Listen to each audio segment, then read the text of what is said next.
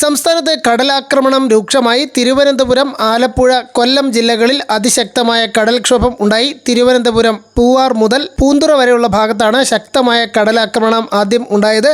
പൊഴിയൂരിൽ കടലാക്രമണത്തിൽ മത്സ്യബന്ധന ഉപകരണങ്ങളും യാനങ്ങളും നശിച്ചു. റോഡുകൾ തകർന്നു.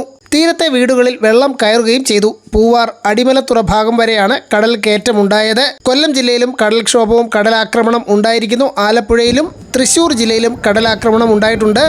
വരും മണിക്കൂറിൽ കൂടുതൽ ജാഗ്രത പുലർത്താനും മാറി താമസിക്കാനുമൊക്കെ മത്സ്യബന്ധന യാനങ്ങൾ മാറ്റിയിടുന്നതുമായി ബന്ധപ്പെട്ടൊക്കെ സമുദ്രസ്ഥിതി പഠന ഗവേഷണ കേന്ദ്രത്തിൻ്റെയും അറിയിപ്പ് ലഭ്യമായിരിക്കുന്നു. മുഖ്യമന്ത്രിയുടെ സന്ദേശവും ലഭ്യമായിരിക്കുകയാണ്. ഡീറ്റെയിൽ ആയി വിവരങ്ങൾ നോക്കാം. എല്ലാ ദിവസവും അപ്ഡേറ്റുകൾക്ക് നിങ്ങൾ ഇതുവരെയും ചാനൽ സബ്സ്ക്രൈബ് ചെയ്തിട്ടില്ലെങ്കിൽ ഇപ്പോൾ തന്നെ സബ്സ്ക്രൈബ് ചെയ്ത് ഓൾ എന്ന ബെൽ ഓപ്ഷൻ കൂടി എനേബിൾ ചെയ്യുക. കൂടുതൽ ആളുകൾക്ക് എത്തിച്ചേരാൻ വീഡിയോ ലൈക്ക് ചെയ്ത് കാണാൻ ശ്രദ്ധിക്കണം. ദേശീയ സമുദ്രസ്ഥിതി പഠന ഗവേഷണ കേന്ദ്രം കേരള തീരത്ത് ഉയർന്ന തിരമാലയ്ക്കുള്ള ജാഗ്രതാ നിർദ്ദേശം നൽകിയിരിക്കുന്നു. ഇത് പ്രകാരം മത്സ്യത്തൊഴിലാളികളും തീരദേശവാസികളും ജാഗ്രത പാലിക്കണമെന്നാണ് അറിയിപ്പ്. കടൽക്ഷോഭം രൂക്ഷമാകാൻ സാധ്യതയുള്ളതിനാൽ അപകട മേഖലകളിൽ നിന്ന് അധികൃതരുടെ നിർദ്ദേശാനുസരണം മാറി താമസിക്കണം. മത്സ്യബന്ധന യാനങ്ങൾ, ബോട്ട്, വള്ളം മുതലായവ ഹാർബറിൽ സുരക്ഷിതമായി കെട്ടിയിട്ട് സൂക്ഷിക്കുക.